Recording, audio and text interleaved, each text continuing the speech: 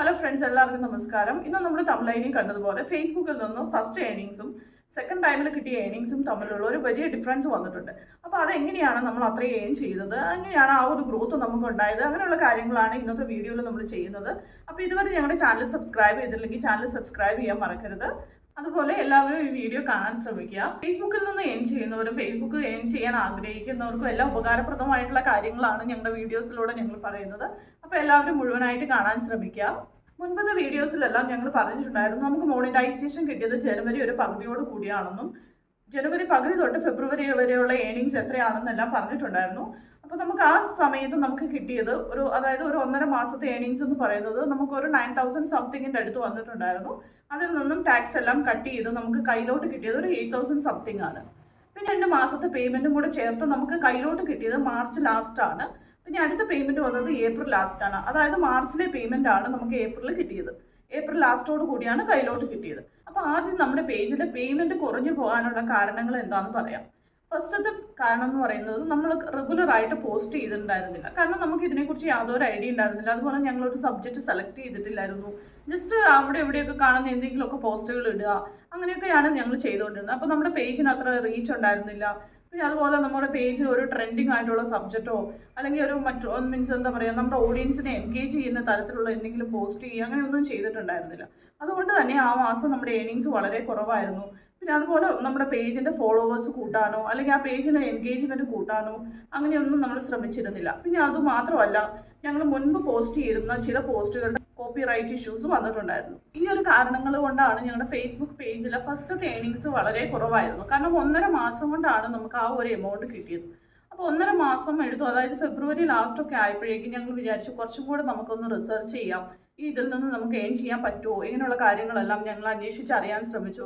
അങ്ങനെ പിന്നെ ഞങ്ങൾ വിചാരിച്ചു എന്താണെങ്കിലും നമുക്ക് റെഗുലറായിട്ടൊന്ന് പോസ്റ്റ് ചെയ്യാം, അതുപോലെ ഒരു സബ്ജക്റ്റ് സെലക്ട് ചെയ്യാം, അതുപോലെ നമുക്ക് പേജിൻ്റെ എൻഗേജ്മെൻറ്റ് കൂട്ടാനുള്ള കാര്യങ്ങളെല്ലാം നമുക്ക് ഒന്ന് എങ്ങനെയാണെന്നൊക്കെ ട്രൈ ചെയ്തു നോക്കാം എന്നൊക്കെ ഓർത്ത് നമ്മൾ പേജിൽ അങ്ങനെയുള്ള കാര്യങ്ങളെല്ലാം ചെയ്യാൻ തുടങ്ങി.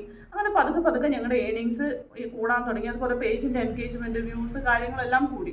അങ്ങനെയാണ് നമുക്ക് ഏണിങ്സ് കുറച്ചും കൂടെ കൂടി വരാൻ തുടങ്ങിയത്. അങ്ങനെ മാർച്ചിൽ ഞങ്ങൾ ഫുള്ളായിട്ട് നമ്മൾ ഇതിൽ ഫോക്കസ് ചെയ്തു, നന്നായിട്ട് പോസ്റ്റ് ചെയ്തു. അതുപോലെ റെഗുലറായിട്ട് നമ്മൾ ഒരു എന്താ പറയുക, ഒരു കൺസിസ്റ്റൻസി ഇട്ട് നമ്മൾ പോസ്റ്റ് ചെയ്യാൻ തുടങ്ങി. പിന്നെ അതുപോലെ നമ്മൾ എന്താ പറയുക, മാക്സിമം ഒറിജിനൽ കണ്ടന്റ് കൊണ്ടുവരാൻ തുടങ്ങി. അങ്ങനെയൊക്കെ നമ്മൾ കുറച്ച് നമ്മുടെ പേജിനെ നമ്മൾ തന്നെ ഇമ്പ്രൂവ് ചെയ്യാൻ ശ്രമിച്ചുകൊണ്ടേയിരുന്നു. അങ്ങനെ ഞങ്ങളുടെ പേജിൻ്റെ ഏണിങ്സ് പതുക്കെ കൂടാൻ തുടങ്ങി. പക്ഷെ ഇത്രയ്ക്കും കിട്ടുമെന്നൊന്നും ഞങ്ങൾക്ക് അറിയത്തില്ല കേട്ടോ. പിന്നെ ഞങ്ങൾ വിചാരിച്ചു എന്താണേലും ഒന്ന് ട്രൈ ചെയ്ത് നോക്കാം എന്നുള്ള ഒരു ഇതിൽ ഞങ്ങൾ അങ്ങ് ചെയ്തു. പിന്നെ അതുപോലെ നമ്മൾ കൺസിസ്റ്റൻ്റ് ആയിട്ട് പോസ്റ്റ് ചെയ്തുകൊണ്ടിരുന്നു, ട്രെൻഡിങ് ആയിട്ടുള്ള ടോപ്പിക്ക്, അതുപോലെ നമ്മുടെ ഓഡിയൻസിനെ മാക്സിമം എൻഗേജ് ചെയ്യാനുള്ള ടൈപ്പ് ടോപ്പിക്ക്, അതുപോലെ എന്തെങ്കിലും ക്വസ്റ്റ്യൻസ്, അങ്ങനെയുള്ള കാര്യങ്ങളെല്ലാം നമ്മൾ നമ്മുടെ പേജിൽ പോസ്റ്റ് ചെയ്തു.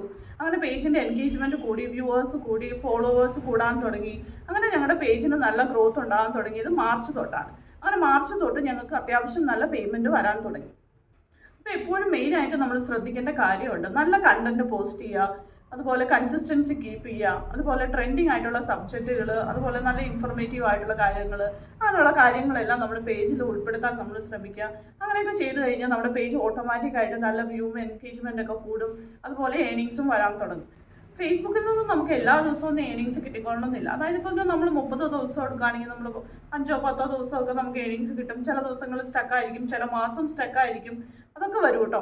അപ്പോൾ അതൊക്കെ നമ്മൾ എന്താ പറയുക, ഒന്നും ശ്രദ്ധിക്കാതെ നമ്മൾ പോസ്റ്റ് ചെയ്യുക, അതുപോലെ നല്ല കൺസിസ്റ്റൻസി കീപ്പ് ചെയ്യുക. ഇതൊക്കെ എപ്പോഴും നമ്മൾ ഇമ്പോർട്ടൻ്റ് ആയിട്ട് നമ്മുടെ മൈൻഡിൽ ഉണ്ടാവണം. ഈ ഒരു വീഡിയോ ഞാൻ ചെയ്യാൻ കാരണം കുറച്ച് മെസ്സേജസ് എനിക്ക് വന്നിട്ടുണ്ടായിരുന്നു. അതായത് എനിക്ക് ഏണിങ്സ് കുറവാണ്, അതുപോലെ ഞാൻ റെഗുലറായിട്ട് പോസ്റ്റ് ചെയ്യുന്നുണ്ട്, എൻ്റെ പേജിന് മോണിറ്റൈസേഷനും ഉണ്ട്, പക്ഷേ എനിക്ക് $100 പോലും ഒരു മാസം എത്തിക്കാൻ സാധിക്കുന്നില്ല എന്നൊക്കെ പറഞ്ഞിട്ടുള്ളത്. അപ്പോൾ അവരോടൊക്കെ എനിക്ക് പറയാനുള്ളത് ഇത്രയേ ഉള്ളൂ. നിങ്ങളിപ്പോൾ എന്തെങ്കിലും ഒരു സബ്ജക്റ്റ് സെലക്ട് ചെയ്യുക, അതുപോലെ കുറച്ച് റിസർച്ച് നടത്തുക. ഇപ്പോൾ നമ്മളൊരു എന്തെങ്കിലും ഒരു കാര്യം ചെയ്യാൻ ആഗ്രഹിക്കുന്നുണ്ടെങ്കിൽ അതിനെക്കുറിച്ചുള്ള കാര്യങ്ങളെല്ലാം കുറച്ച് നന്നായിട്ട് അന്വേഷിക്കുക. അതുപോലെ നല്ല ട്രെൻഡിങ് ആയിട്ടുള്ള സബ്ജക്റ്റുകളും #ടാഗും അങ്ങനെയുള്ള കാര്യങ്ങളൊക്കെ നമ്മൾ ഉപയോഗിക്കുക. അപ്പോൾ പതുക്കെ നമ്മുടെ പേജിൻ്റെ റീച്ചും എൻഗേജ്മെൻ്റ് എല്ലാം കൂടും. അതനുസരിച്ച് നമുക്ക് ഏണിങ്സും വരാൻ തുടങ്ങും. ഇതുവരെ എൻ്റെ ചാനൽ സബ്സ്ക്രൈബ് ചെയ്തിട്ടില്ലെങ്കിൽ ചാനൽ സബ്സ്ക്രൈബ് ചെയ്യാൻ മറക്കരുത്. ഇതുപോലുള്ള ടിപ്സുകളും അതുപോലെ നമ്മൾക്ക് എന്തൊക്കെ ചെയ്യാമെന്നുള്ള കാര്യങ്ങളെല്ലാം കുറച്ചൊക്കെ ഞാൻ ചെയ്തിട്ടുണ്ട്. ഇനിയുള്ള വീഡിയോസിലും ഞാൻ ചെയ്യുന്നതായിരിക്കും.